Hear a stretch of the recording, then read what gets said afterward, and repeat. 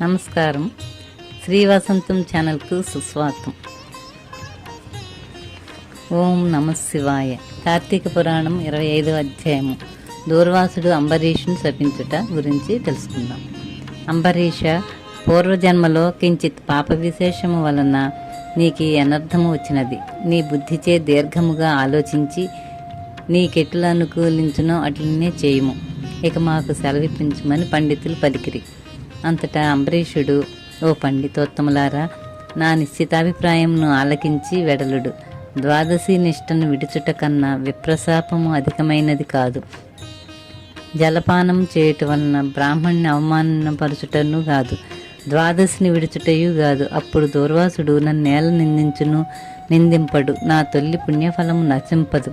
కావున జలపానం అనరించి ఊరకుందును అని వారి ఎదుటనే జలపానము వనరించెను.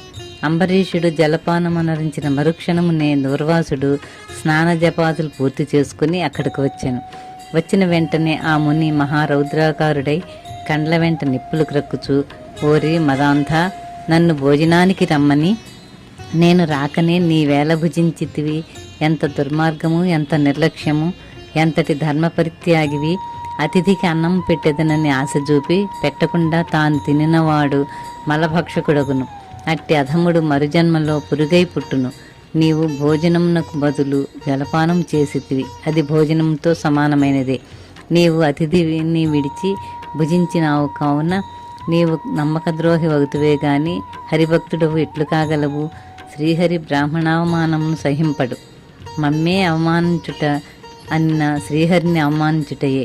నీ వంటి హరినిందాపరుడు మరి ఒకడు లేడు. నీవు మహాభక్తుడనని అతి గర్వం కలవాడై ఉన్నావు. ఆ గర్వంతోనే నీవు నన్ను భోజనమునకు ఆహ్వానించి అవమానపరచి నిర్లక్ష్యముగా జలపానం అనరించితివి. అంబరీష, నీవెట్లు పవిత్ర రాజకుటుంబంలో పుట్టినావురా?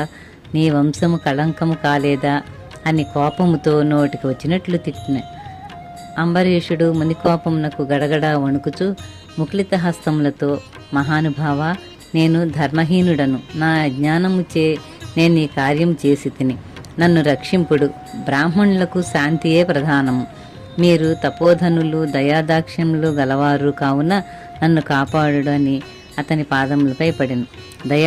దయాశూన్యుడైన దూర్వాసుడు అంబరీషుని తలను తన ఎడమకాలితో తన్ని, దోషికి శాపమీయకుండా ఉండరాదు. నీవు మొదటి జన్మలో చేపగాను, రెండవ జన్మలో తాబేలుగాను, మూడవ జన్మలో పందిగాను, నాలుగవ జన్మలో సింహముగాను, ఐదవ జన్మలో వామనుడుగాను, ఆరవ జన్మలో క్రూరుడవగు బ్రాహ్మణుడవుగాను, ఏడవ జన్మలో మూఢుడవైన రాజుగాను, ఎనిమిదవ జన్మలో రాజ్యము గాని సింహాసనము గాని లేనట్టి రాజుగాను, తొమ్మిదవ జన్మలో పాషండ మతస్థునిగాను, 10వ జన్మలో పాపబుద్ధి గల దయలేని బ్రాహ్మణుడవుగాను పుట్టెదవుగాక అని వెనుక ముందులు ఆలోచించకుండా శపించాడు.